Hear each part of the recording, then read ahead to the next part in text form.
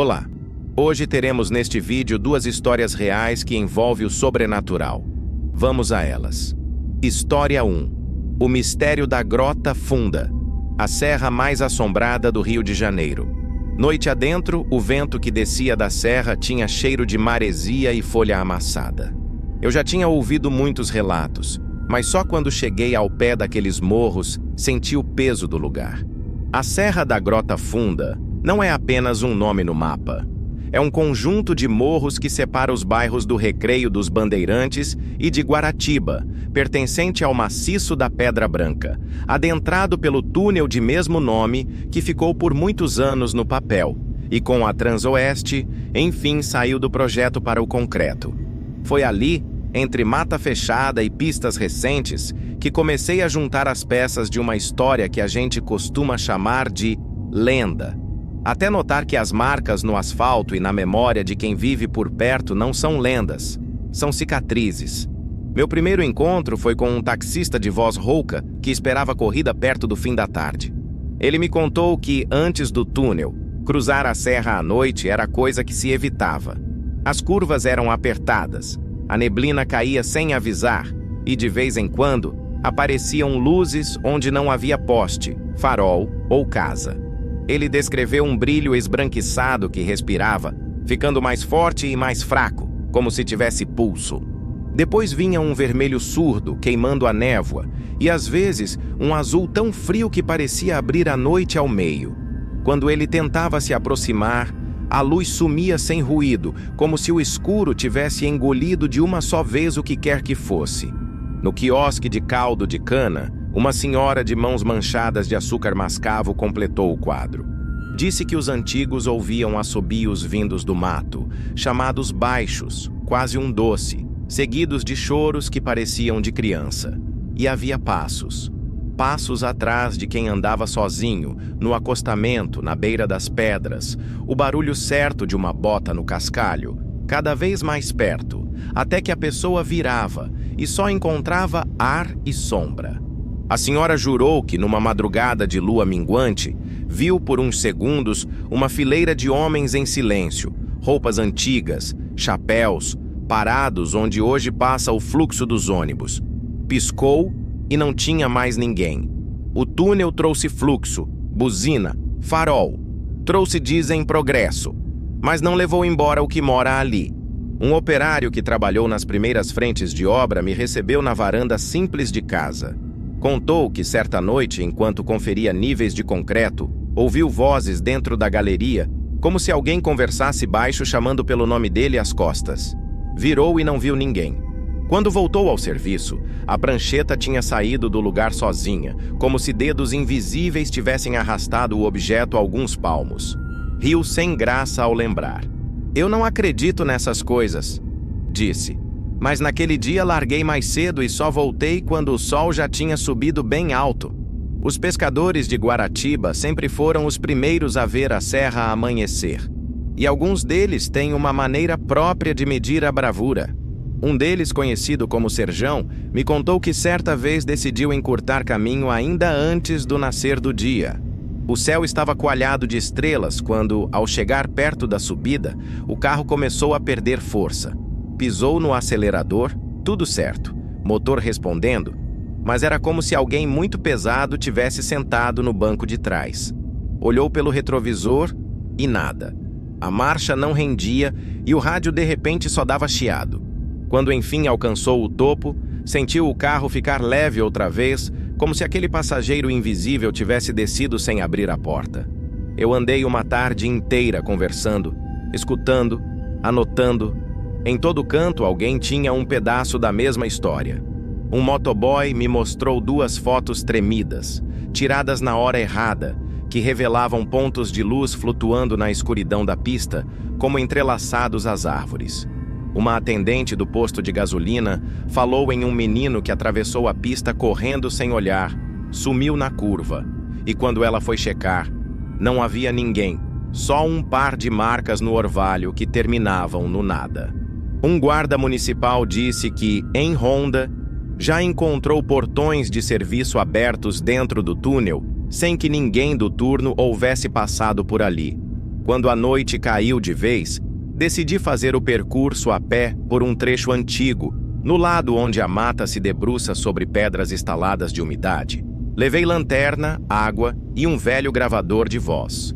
Queria registrar sons de vento nas árvores, aquele ruído que às vezes explica o que o medo aumenta. O silêncio ali tem uma qualidade diferente, como se a serra segurasse o ar por longos segundos antes de soltar. A cada alguns metros, a vegetação muda de temperatura, ora morna, ora gelada, e o cheiro varia entre terra molhada, sal do mar distante e um azedume metálico, como se a eletricidade do ar estivesse sempre à beira de um trovão. Eu parei num cotovelo da trilha, onde a vista pega um recorte de luzes da cidade e também um pedaço do asfalto novo. Desliguei a lanterna, deixando que os olhos se acostumassem. Foi então que ouvi um assobio longo, triste, vindo de um ponto baixo da encosta. O som não era de pássaro. Tinha um jeito humano, pacientemente humano. Respondi com um alô, tímido, mais para me ouvir do que para ser ouvido. O assobio voltou, desta vez mais perto, e junto dele um ruído mínimo de folhas sendo afastadas por pés leves. Mirei a lanterna e não vi nada. Apaguei de novo, e o som parecia contornar o corpo da luz, aversivo à claridade, como se preferisse a penumbra. O gravador pegou um trecho em que uma voz baixa, quase um sussurro, fala o meu nome. E não havia ninguém ali para saber quem eu era. Escutei depois com fones de ouvido e o som está lá, entre dois sopros de vento, dizendo meu nome 2 vezes. A primeira inteira, a segunda pela metade. Na hora, meu coração disparou. O corpo faz reconhecimentos que a razão demora a aceitar. O instinto dizia para recuar e eu recuei. Enquanto voltava, passos começaram a me acompanhar à esquerda, na barranca de terra. Era como se alguém descesse paralelo a mim, mantendo distância, imitando o meu ritmo. A cada parada, silêncio. A cada avanço, folhas e pedra moída. Não corri, e não foi por bravura. Foi por medo de que correr soasse com convite. No retorno à estrada, topei com o vigia da obra, um homem de sorriso fácil e olhar que mede quem chega. Ele me reconheceu de outras noites e perguntou, brincando, se eu tinha visto os meninos brincando por ali. Fiquei sério e perguntei de que meninos falava. Ele apontou com o queixo para o morro e contou que de tempos em tempos houve correria leve, risadas curtas, travessuras de criança, especialmente nos horários em que não há tráfego intenso. Quando alguém vai verificar, não tem nada. Uma vez, disse ele, achou no chão um carrinho de brinquedo antigo, madeira gasta de tanto uso. Pôs no bolso e no dia seguinte o carrinho havia desaparecido do armário do almoxarifado, como se tivesse voltado para as mãos de quem nunca parou de brincar. O taxista da voz rouca reapareceu perto da meia-noite, trazendo café em copo de isopor. Disse que as histórias sobre a Grota Funda têm data, e não tem. Tem rosto, e não tem. Falam de gente que se perdeu ali em tempos de estrada de terra. Falam de trabalho pesado, de promessas, de uma espera longa até o túnel finalmente furar a montanha. Falam de quem partiu e de quem ficou, e de como alguns lugares guardam energia de passagem, um entre e um além, como se a estrada fosse também um corredor de memórias. Ele então me contou que, certa madrugada, pegou uma passageira no recreio. A moça entrou calada, pediu para ir a Guaratiba e, no caminho, foi sumindo no espelho, como poeira sendo soprada. Ao chegar, o banco estava frio e no tapete havia areia fina, como de praia, mas nenhuma marca de salto, só o nada arrumado no lugar dela. Nas semanas seguintes, voltei mais vezes. Fui de manhã, à tarde, quando o sol escorre de lado nas pedras. Fui em noites de céu limpo e em noites em que a serra engole luzes como um bicho satisfeito. Toda vez alguma coisa acontecia. Um dia, mais cedo, vi um filete de fumaça parado no ar, sem vento que empurrasse, desenhando uma espiral clara a meio metro do chão. Em outra ocasião, ouvi 3 batidas secas na parede do túnel, ritmadas, como se alguém do outro lado pedisse passagem. Relatei ao engenheiro de plantão, que sorriu desconfortável e disse que os ouvidos da gente, quando querem, fazem música de vento. Concordei com a cabeça, mas naquela noite, o carro ficou pesado de novo no mesmo ponto em que o Serjão um dia sentiu um passageiro invisível subir. Há quem diga que tudo é uma soma de medo, cansaço e histórias repetidas. Pode ser. Mas há também o que fica quando se apagam os argumentos, e é o que os antigos chamavam de respeito. Respeito à serra que separa bairros e tempos, respeito ao mato que guarda mais segredos do que trilhas, respeito ao silêncio que fala quando a cidade dorme. A Grota Funda para muitos é caminho, para outros é cicatriz, para alguns poucos é casa. E toda casa tem seus moradores, mesmo aqueles que a gente não vê. Hoje, quando cruzo o túnel, desligo o rádio por um instante para ouvir o que não se ouve. De vez em quando, uma corrente de ar frio atravessa o carro, sem que as janelas estejam abertas. Às vezes, uma palavra se forma na cabeça sem dono aparente. Em certas noites, o concreto devolve ecos que não são nossos. Eu chego do outro lado com a sensação de que algo ficou me observando atrás, paciente, sem pressa, como quem sabe que um dia eu volto. No fim, não sei se o mistério da Grota Funda quer ser decifrado. Talvez queira apenas ser ouvido, como um assobio que cruza a serra e se perde no mar, lembrando que entre o mundo que pisamos e o que pressentimos, existe apenas a espessura de um túnel e a vontade de olhar para trás. História 2. Marco Aurélio, o escoteiro fantasma do Pico dos Marins. Naquela manhã fria de junho de 1985, um grupo de escoteiros se preparava para uma aventura que deveria ser inesquecível. A missão era subir o Pico dos Marins, uma das montanhas mais imponentes do estado de São Paulo, localizada na Serra da Mantiqueira. Entre eles estava Marco Aurélio, um garoto de apenas 15 anos, disciplinado, estudioso, apaixonado pela vida escoteira e cheio de sonhos. Ele não imaginava que aquela seria a última vez que veria sua família e que seu nome ficaria marcado para sempre como um dos maiores mistérios não resolvidos do Brasil.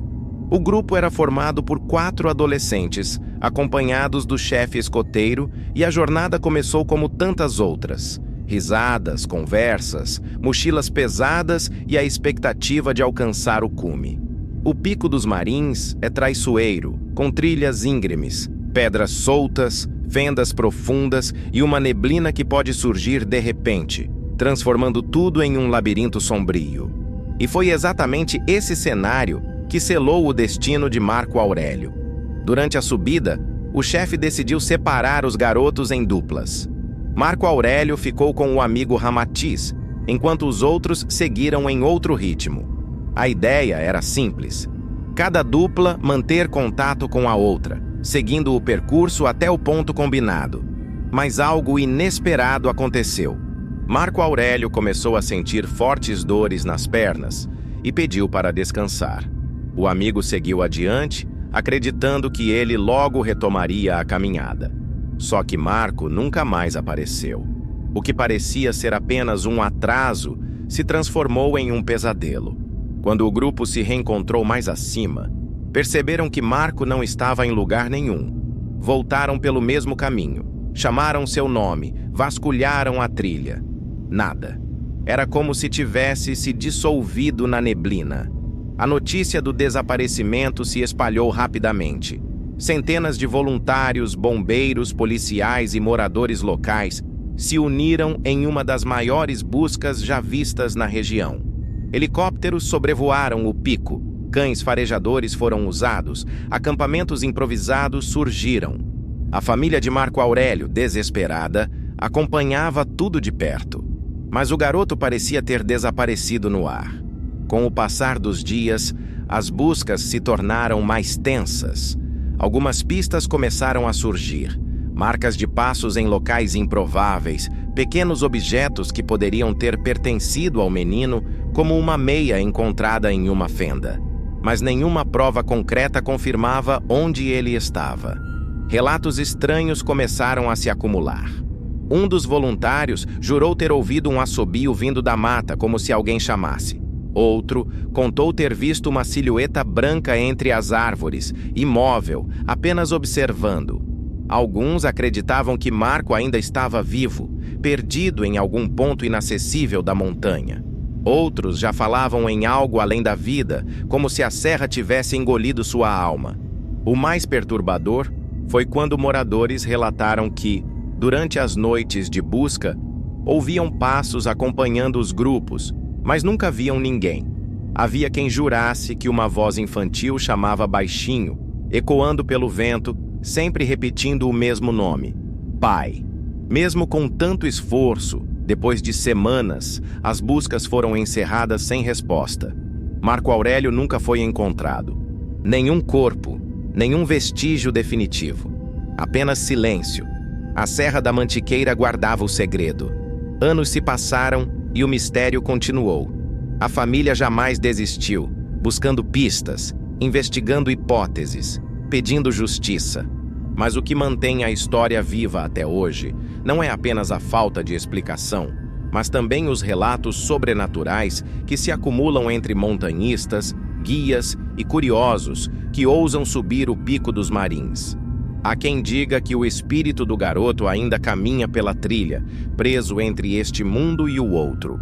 Muitos afirmam que, ao anoitecer, é possível ouvir passos leves seguindo os viajantes, como se um quinto escoteiro invisível caminhasse ao lado do grupo. Outros contam que, em noites de neblina, vozes surgem de repente pedindo ajuda, chorando baixo, e logo se perdem no vento gelado. Um guia experiente relatou que, certa vez, durante uma excursão, um dos visitantes parou assustado e perguntou quem era o garoto que caminhava atrás, usando o uniforme escoteiro. O guia respondeu que não havia criança alguma na expedição. Quando olharam para trás, não havia ninguém. O visitante descreveu com detalhes o rosto de um adolescente de olhos assustados, como se pedisse socorro. O grupo inteiro ficou em silêncio. E até hoje aquele homem não consegue falar do episódio sem tremer. Outro caso famoso envolve um alpinista que montou acampamento sozinho na serra. Durante a madrugada, ouviu vozes próximas à barraca, como se fossem adolescentes conversando. Achou estranho, já que não havia outros grupos na montanha naquele dia. Quando saiu para verificar, só encontrou a neblina e um silêncio sufocante. Na manhã seguinte, encontrou gravado na terra, ao lado da fogueira apagada, um símbolo de escotismo riscado com pedra. Muitos acreditam que Marco Aurélio se tornou uma espécie de guardião fantasma do Pico dos Marins, condenado a vagar eternamente em busca de sua família. Outros dizem que ele foi levado por forças que habitam a montanha, entidades antigas que se alimentam de energia vital. Há também quem defenda que ele está vivo, em algum lugar remoto, mas essas teorias nunca trouxeram respostas reais. O certo é que, quase 4 décadas depois, o mistério continua tão forte quanto no primeiro dia. Cada ano novos relatos aparecem, e o nome de Marco Aurélio ainda arrepia quem escuta. Ele é lembrado como o escoteiro fantasma, uma presença que muitos juram sentir quando a neblina cobre a serra e os ventos sopram como lamentos. Imagine-se caminhando sozinho pela montanha, a poucos metros do cume. A neblina engole seu corpo, o frio corta a pele. De repente, você escuta passos leves acompanhando os seus. O coração dispara, o medo aperta o peito. Você chama, mas só o eco responde. Então, no silêncio da noite, uma voz infantil sopra no seu ouvido: Pai. Você olha rápido, mas não há ninguém. Apenas o vazio da serra e a certeza de que não está sozinho. Marco Aurélio, o escoteiro desaparecido, talvez nunca tenha deixado o Pico dos Marins. E aqueles que ousam subir até lá carregam consigo a dúvida: encontrarão apenas a beleza da paisagem ou também a presença de um espírito que clama por ajuda desde 1985? Esse é mais um dos grandes mistérios que rondam o Brasil. Uma história de dor, de desaparecimento e de assombração. E até que a verdade seja revelada, o Pico dos Marins continuará sendo lembrado como palco de um dos casos mais assustadores e inexplicáveis da nossa história. E você, teria coragem de subir essa montanha sozinho? Se ouvir uma voz no vento chamando pelo seu nome, você seguiria em frente ou voltaria correndo? Deixe sua opinião nos comentários, porque ela é muito importante aqui no canal. Já se inscreva, ative o sininho e compartilhe este vídeo para que mais pessoas conheçam essa história arrepiante. E prepare-se, porque no próximo episódio vamos explorar outro mistério que desafia a lógica, a fé e a coragem humana.